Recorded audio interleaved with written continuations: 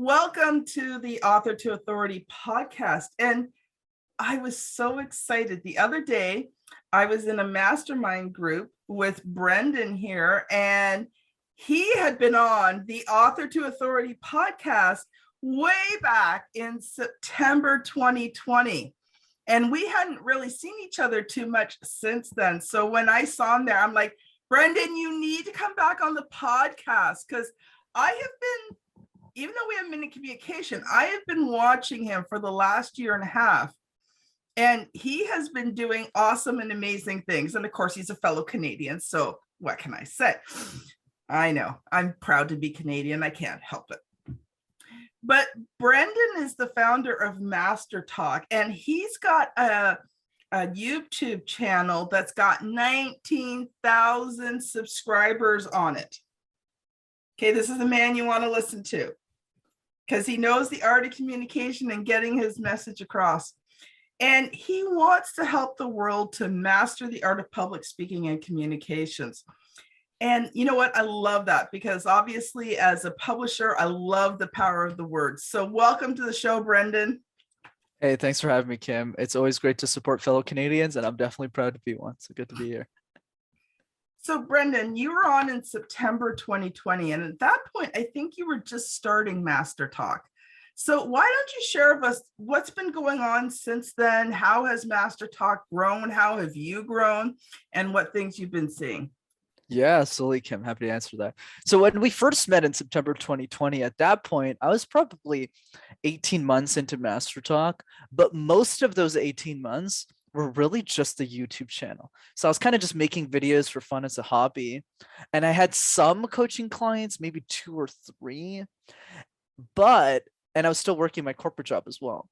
But what shifted ever since we had met is I started taking the business a lot more seriously about how do I actually grow this. And I got really lucky.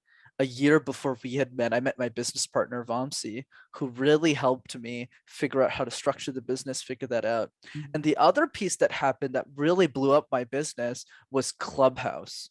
So when Clubhouse started, I think like 2-3 months after we met, I got super lucky. I was one of the earliest users on Clubhouse, and I just bled on that platform. We're talking like 10-12 hour days, and I started racking up a bunch of clients.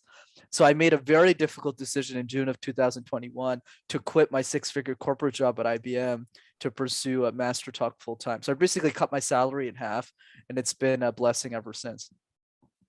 You know, I was one of these Android people who kept drooling and jealousy over all of you who got to be the first on, because I didn't get to go on until May of last year. But I totally agree that, you know, Clubhouse is amazing. And, you know, I've been using it, not the last couple of months, not so much, but it's in my game plan and wheelhouse for 2022 to really grow on Clubhouse because it's such an amazing platform where you can share your expertise freely, you know, and people come on and they listen to you, and it's so easy to build followers. And I've been loving it. I'm part of a group called the Marketing Cafe. They have almost 30,000 members on Clubhouse, and I do a weekly show there. So I'm actually also going to be transitioning into doing my own shows on Clubhouse. So it's exciting. So Brenden, talk to me a little bit more about like the YouTube, because not everybody can grow a YouTube channel to 19,000 subscribers. Yeah, for sure, Kim. Happy to talk about it. One other thing I'll mention with Clubhouse as well, I personally don't spend too much time on it anymore.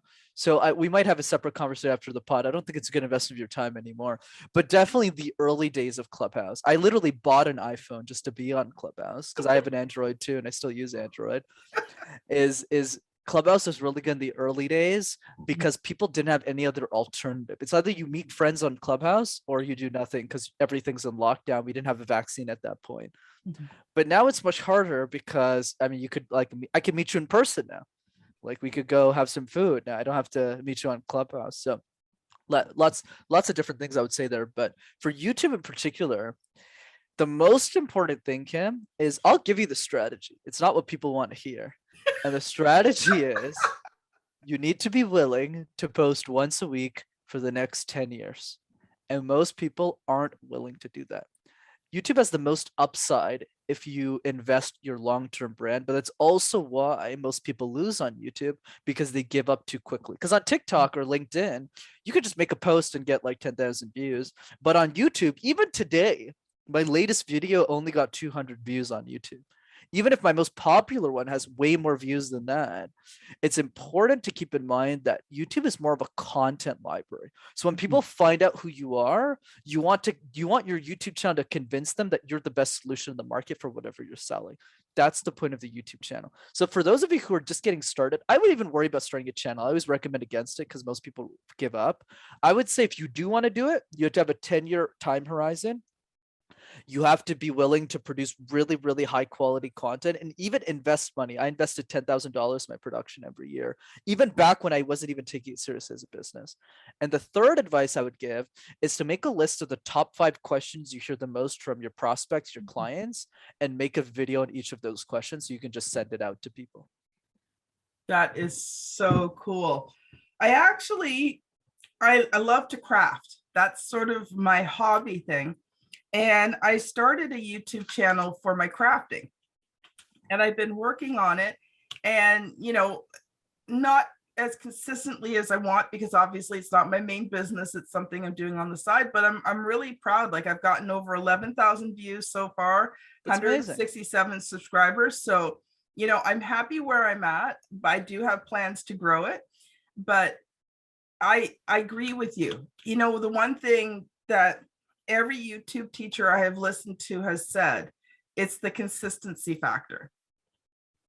If you can be consistent, but it's not just consistency. I think one thing that's really important is knowing your audience. And I think this applies, as an entrepreneur, you have to know who your audience is, right? You have to know who that target market is. You have to be able to speak to them. But then also being able to combine the right keywords.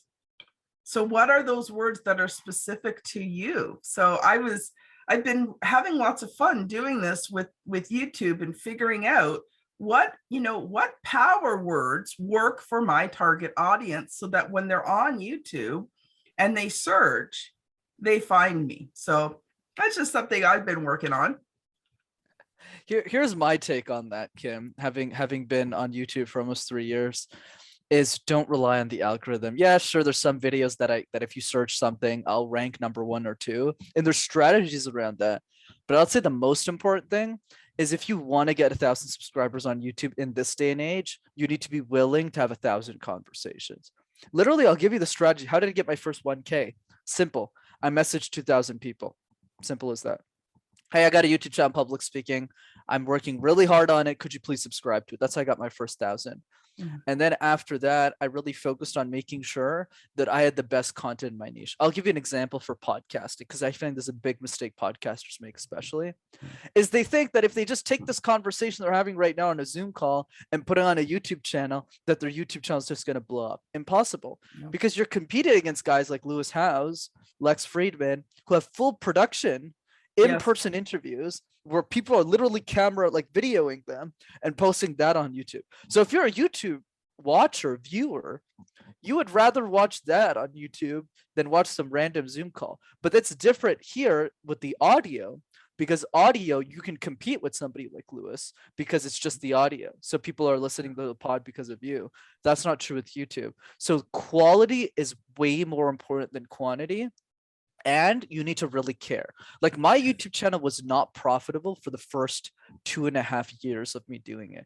It only started getting profitable in year 3, but not even because of the ads, because I built authority. So when people see my YouTube channel, I can immediately convert those people into clients.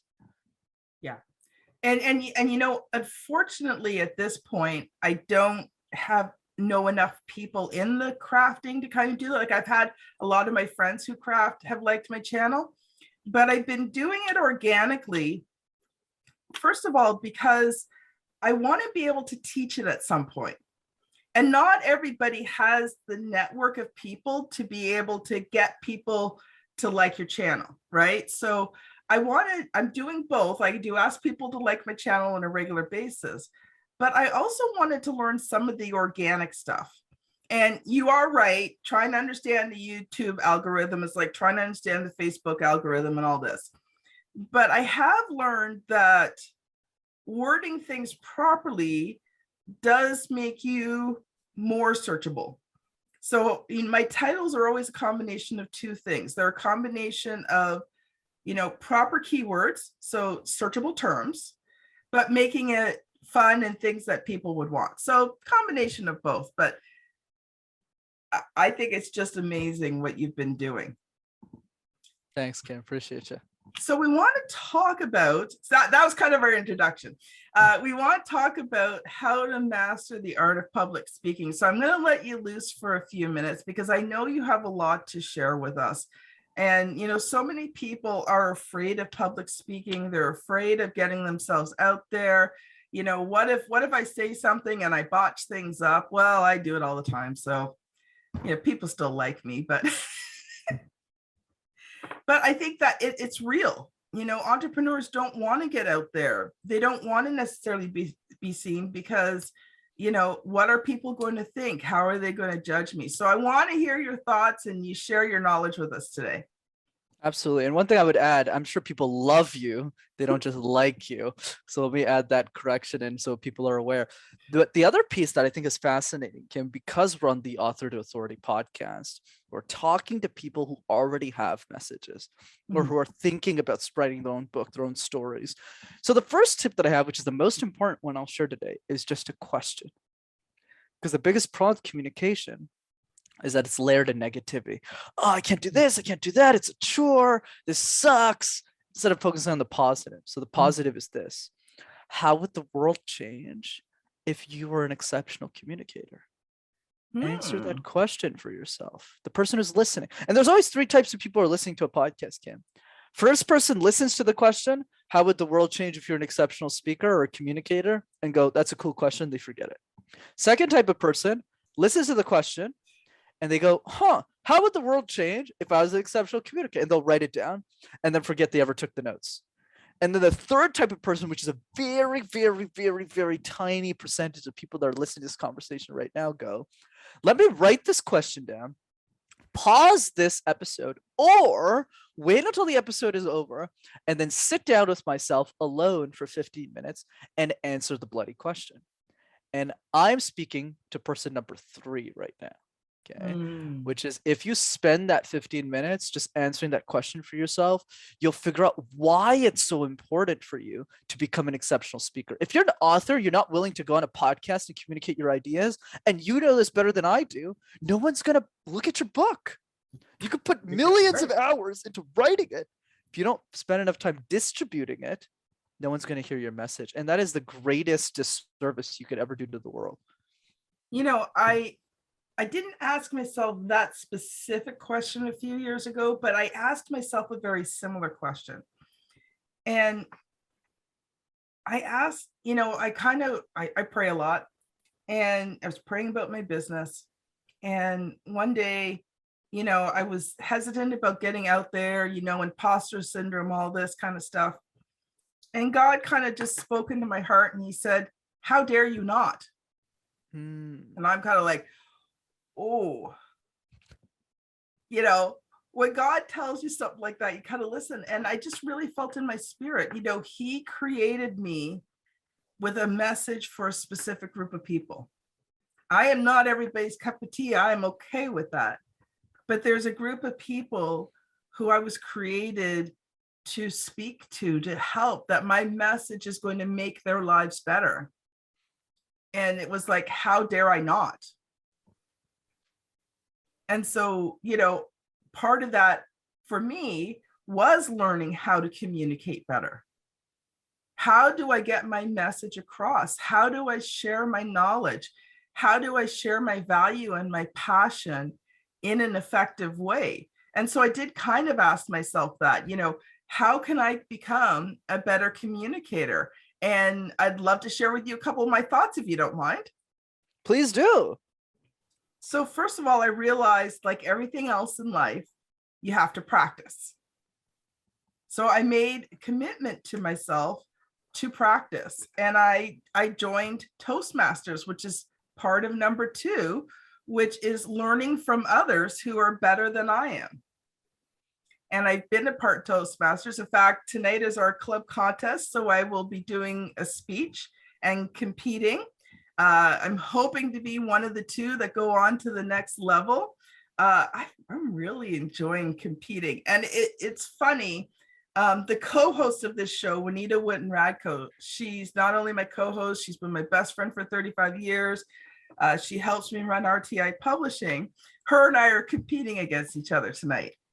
But it's always fun when we compete against each other. It's not, we both want to win, don't get me wrong, but we love to help and support each other. So I think, when it comes to communication, and I'm going to let you go because you've got more to share, but that was just my thought, was that you learn from someone who knows how to do it and then you practice. But I know you've got more to share, so I'm going to let you loose again.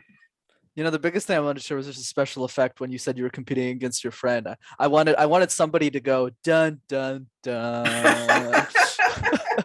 So that's the only thing I would add, special effects. But the other piece that is less important, besides the special effect, which is the most important one, is you're absolutely right. And what I loved about what you said, Kim, especially in the context of Toastmasters, because I love Toastmasters as well. I think it's a great resource, especially for those who can't afford a communication coach, because you get that community and you have a goal, which is to compete. So it gives you that motivation for yourself. The other piece I would add, besides the fear of communication itself, how to overcome it, with the question that we talked about right now, that you had a great answer to yourself, and I love the spin on God and everything you shared there, is how do we now take tactics to practice on an everyday basis? So one example of those strategies that we teach is called the random word exercise. So all that is essentially is you pick a random word like phone, like copper, light bulb, wife, even if I'm not married, and then you give presentations out of thin air. And what this does, Kim, is it improves your resiliency as a speaker, so that when you go back into podcast interviews, the boardroom, you're a lot more confident as a communicator. Yeah, we do something like that at Toastmasters.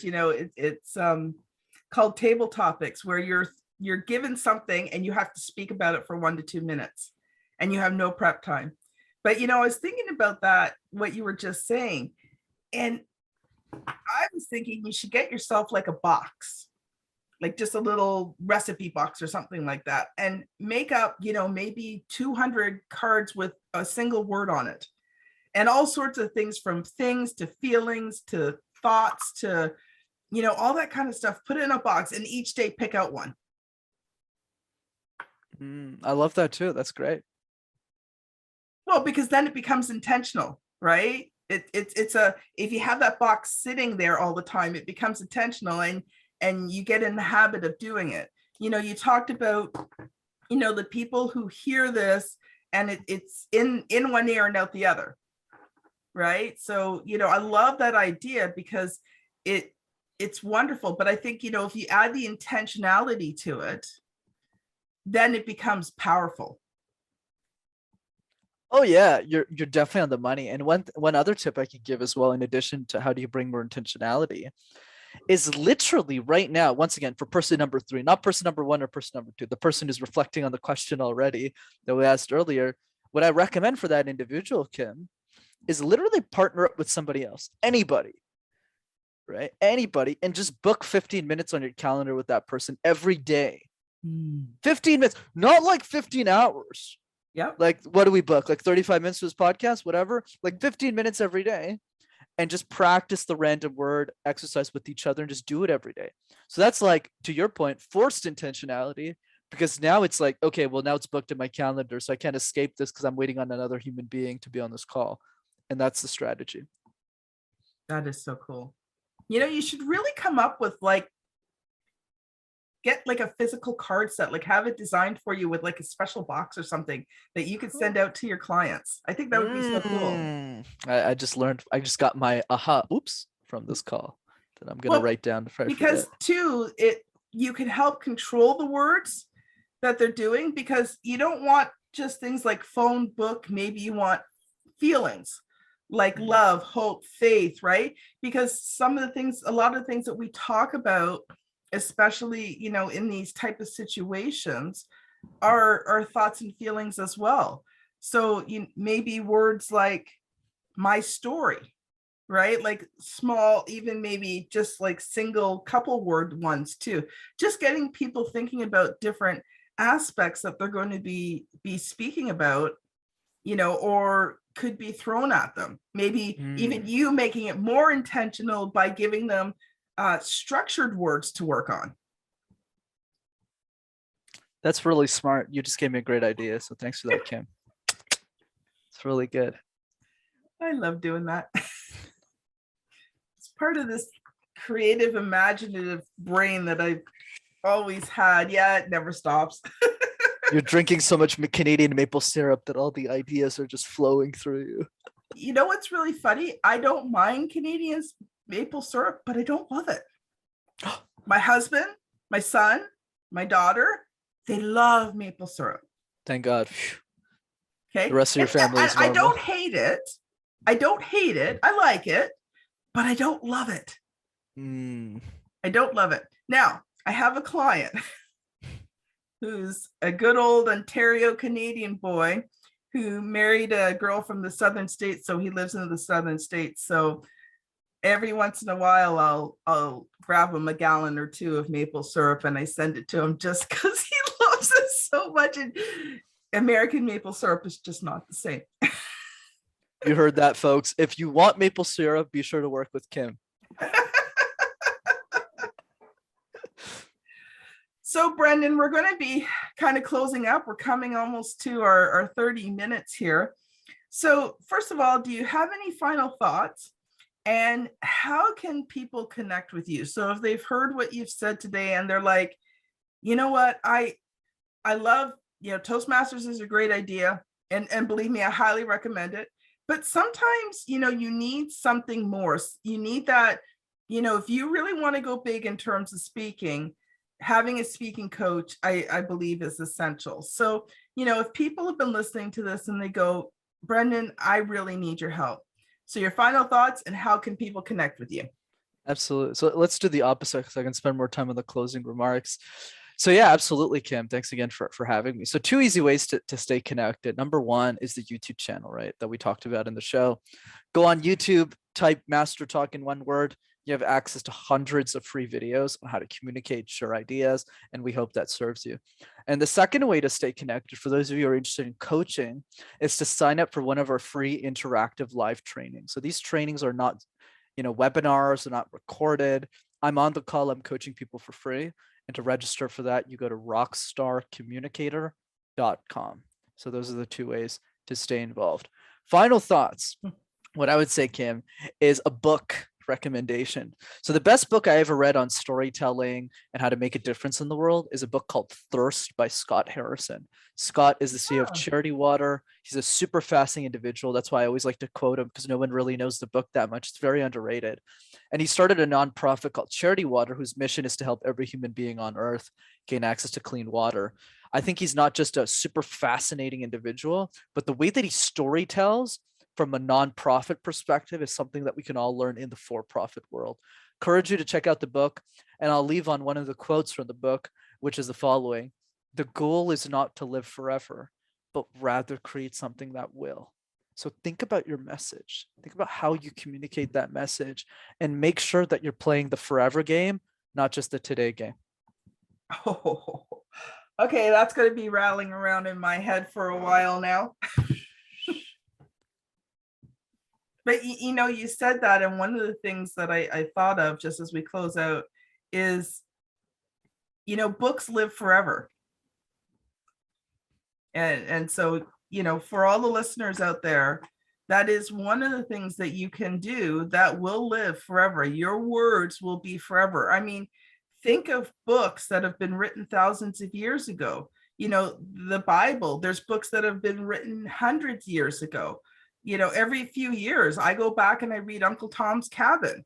That was written over 200 years ago, and yet the words are still powerful, right? So anyway, just a thought, just putting it out there for you.